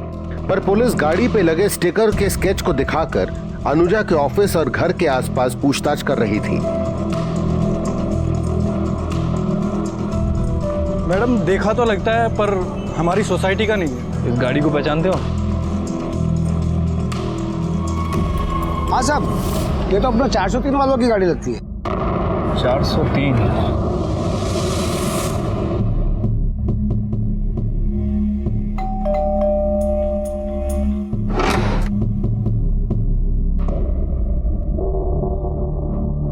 सर मैं सैलून चलाता हूँ, अनुजा मेरी कस्टमर थी।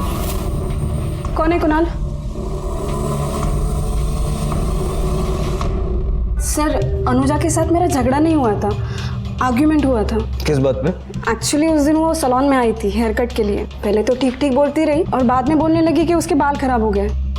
सर जिससे मिलती जहाँ जाती सबको यही बोल रही थी कि मेरे सैलून में कोई ना आए। हर जगह पे बदनामी कर रही थी सर। मेरे कितने सारे कस्टमर्स ने मुझे आके ये बात बताई। मैंने पहले तो सोचा कि जाने दो, बाद में वो उस दिन मुझे वो रास्ते में मिल गई।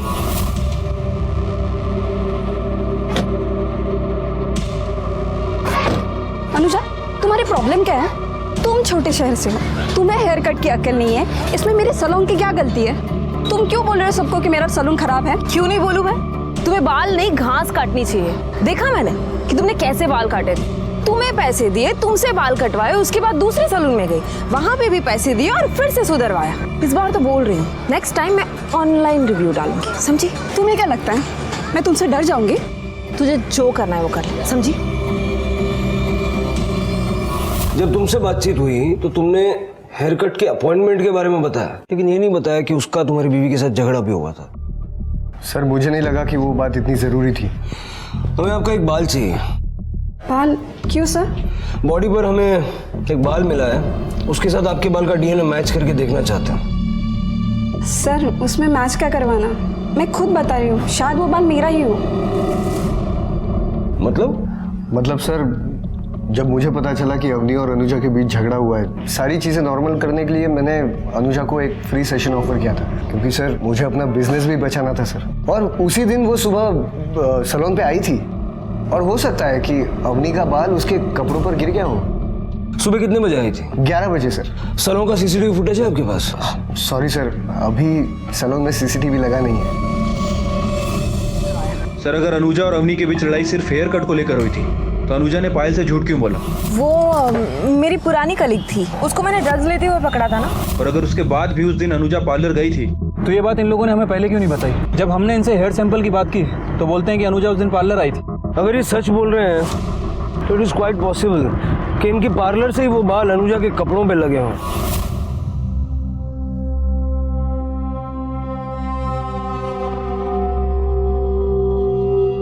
और अगर ऐसा हुआ है तो क्राइम स्पॉट पे मिले हुए बाल हमारे किसी काम के नहीं। लेकिन सर ये बात कंफर्म कैसे होगी? क्योंकि उस दिन वॉचमैन हाफ डे पे था, 1 बजे के बाद ड्यूटी आया था। उसने भी अनुजा को कहीं बाहर जाते हुए नहीं देखा। अनुजा की लिफ्ट में सीसीटीवी कैमरा है, उसका फुटेज निकलवाओ, पता चलेगा वो 11 बजे घर से बाहर निकली थी या नहीं। ठीक है सर। बाहर निकल। नहीं मारती, चल बाहर आ जा। नहीं मारो, मत मारना। तुझे तो पैदा होते ही मार देना चाहिए था। अरे देवा, क्या दिन दिखाया रे तूने मुझे। एक तो तुम निकम्मा है, खुद के लिए नौकरी नहीं ढूंढ सकता और ये सब उद्योग कर दिए तूने। अब मैं क्या मुंह दिखाऊंगी निर्मला को? अरे क्या बताऊंगी मैं उसको? सर ये 1 मार्च रात 8 बजे का फुटेज है, जब अनुजा जॉब से वापस आ रही थी। और सर ये देखिए, अगली सुबह 11:30 बजे तक उसने लिफ्ट यूज नहीं की, और जब यूज की तो नीचे जाने के लिए नहीं बल्कि ऊपर आने के लिए। मतलब अनुजा नीचे उतरी तो थी लेकिन उसने लिफ्ट नहीं यूज की। 2nd फ्लोर पे रहती थी, हो सकता है अक्सर सीढ़ियों का इस्तेमाल किया करती होगी। मतलब अनुजा सलौं गई थी और 11:30 बजे घर वापस आई। हाँ सर, लेकिन अकेली नहीं। ये देखिए,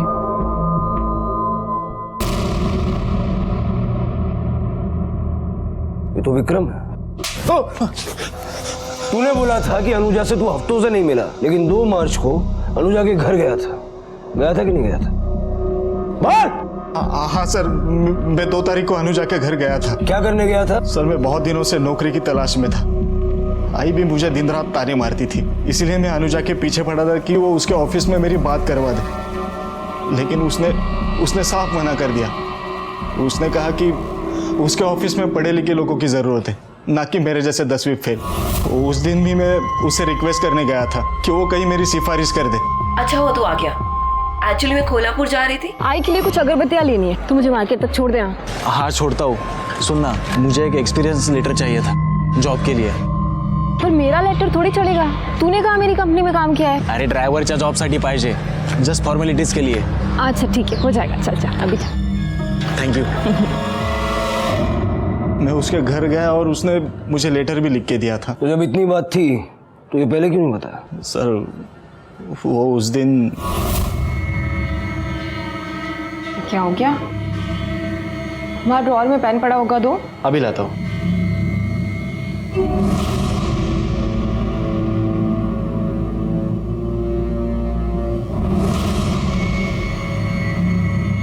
अरे पेन मिल नहीं रही है। वहीं पर होगा, देखो। हाँ मिल गई। सर मैं डर गया था, वो पैसे वाली बात सामने आ जाती तो मैं फंस जाता। उसी डर से मैंने नहीं बताया था सर। ये अनुजा जब तेरे साथ मार्केट गई तो इस सब में कितना टाइम गया होगा? सर यही कोई 20 मिनट लगे होंगे। अवनी सलोन नहीं गई, क्योंकि अगर 11:30 बजे वो वापस आई और 20 मिनट मार्केट में लगा तो 11:10 पे वो विक्रम से मिली। 11 बजे सलोन जाके 11:10 को वापस अपने घर पर होना इज इम्पॉसिबल। डेफिनेटली कुणाल और रवनी हमसे झूठ बोल रहे हैं। अब इनकी ट्रिमिंग का टाइम आ गया, लेके आओ इनको। ठीक है सर।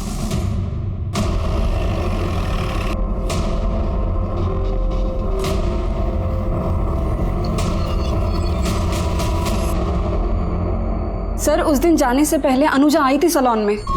हो सकता है, मुझे याद नहीं आ रहा, शायद टाइम आगे पीछे बताया होगा मैंने, बट सर मैं झूठ नहीं बोल रहा हूँ, वो उस दिन आई थी सलोन पे। सर मैंने नहीं मारा किसी को। क्या करें सर, ये दोनों तो सच बोलने के लिए तैयार ही नहीं है। सर तो इतना तो तय है कि अनुजा सलोन नहीं गई थी, झूठ ये लोग बोल रहे हैं। तो अब सर? तेरी बीवी तो तुझसे ज्यादा समझदार निकली रे। बिना पिटे, बिना हड्डियां तोड़वाए सब सच बोल दिया। अब तू सोच ले क्या करना है। हमारी मेहनत बचाना चाहता है या मेहनत करवाना चाहता है, क्योंकि सच तो हम जानते हैं। अनुजा और मेरा अफेयर चल रहा था।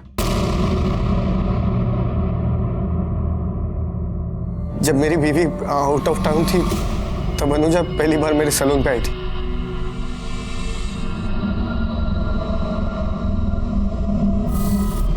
मैंने उसे बताया नहीं मैं शादीशुदा और मैं उसे डेट करने लगा। फिर तेरा नंबर उसकी कॉल लिस्ट में कैसे नहीं है?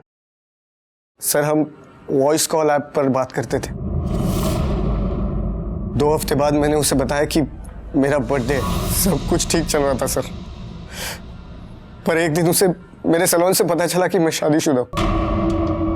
वो मुझे धमकियां देने लगी, कहने लगी तेरी बीवी को बता दूंगी, पुलिस कंप्लेंट कर दूंगी, बर्बाद कर दूंगी तुझे। अनुजा की धमकियों से कुणाल बहुत डर गया था। एक दिन उसने खुद ही मुझे बता दिया कि मेरे पीठ पीछे उसने अनुजा के साथ क्या क्या किया। अवनी प्लीज बचा लो मुझे। अवनी अगर वो सचमुच पुलिस के पास चली गई ना तो मेरी जिंदगी बर्बाद हो जाएगी। अवनी प्लीज बचा लो ना मुझे। अनुजा, एक तो तूने मेरे पति के साथ मुंह काला करवाया, ऊपर से उसे पुलिस में जाने की धमकी दे रही हूँ। तू क्या बताएगी सबको? मैं बताऊंगी सबको कि तेरी असलियत क्या है। जो करना है वो कर, समझी? मेरे पास मत आ। उसके बाद मैं डर गया था सर। मुझे लगा अनुजा सचमुच गुस्से में आकर कहीं पुलिस कंप्लेंट ना कर दे।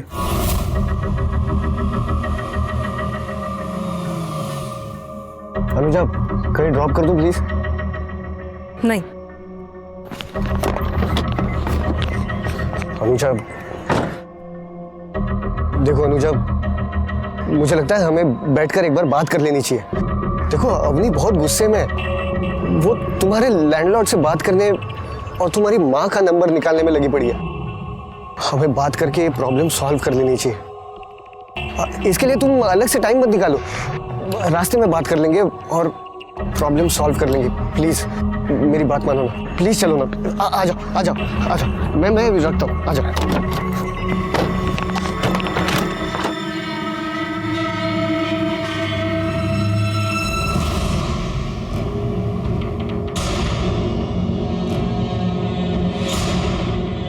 ये कौन सा रास्ता है?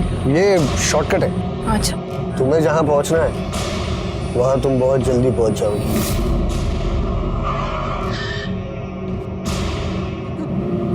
सर जब ये अनुजा पार्लर गई ही नहीं, फिर वहाँ पे बाल कैसे आया?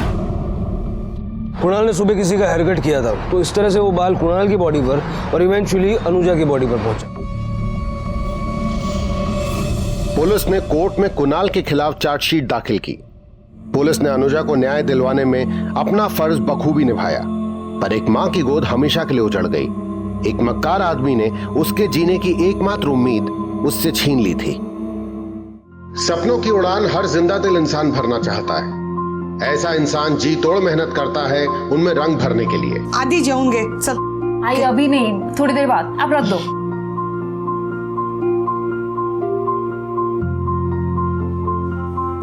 और जब ये सपने सच होते हैं तो उनके साथ जीने की खुशी बयान करने की हद से भी पार हो जाती है। आई। हाँ कहाँ है तू? हाय आई। अरे अरे अरे अरे मैं गिर जाऊंगी ना। आशीर्वाद आशीर्वाद। काय झालं? हाय, पुणे इंस्टीट्यूट मास्टर्स में मुझे एडमिशन मिल गया है। क्या? आज मैं बहुत खुश हूँ बेटा। और ऐसे जिंदगी का एक नया सफर शुरू होता है।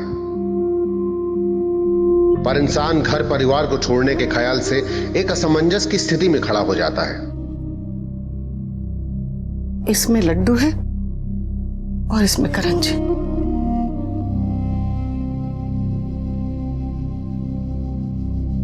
आई, मैं एक काम करती हूँ, मैं कोल्हापुर में ही एडमिशन ले लेती हूँ। और वैसे भी मेरा तुम्हारे बगैर कैसे मन लगेगा, और ऐसे कैसे मैं पढ़ाई कर पाऊंगी? तू काळजी नको करूस, मैं अपना ध्यान रख लूंगी। तुम लोग क्या बोलते हैं, वीडियो चैटिंग? हाँ, रोज हम लोग वीडियो चैटिंग करेंगे, बहुत बातें करेंगे। तुम बस मन लगाकर पढ़ना। मैं तुम्हें कामयाब होते हुए देखना चाहती हूँ बेटा। घर वाले हौसला देते हैं और गांव से शहर आने का एक नया पड़ाव जिंदगी में आता है। ऐसा ही पड़ाव इस लड़की की जिंदगी में भी आया। सब कुछ अच्छा चल रहा था, माँ बेटी दोनों इस नई सफलता से बेहद खुश थे, लेकिन होनी को शायद कुछ और ही मंजूर था। क्राइम पेट्रोल के ऐसे ही मजेदार एपिसोड्स देखने के लिए हमारे चैनल को सब्सक्राइब करें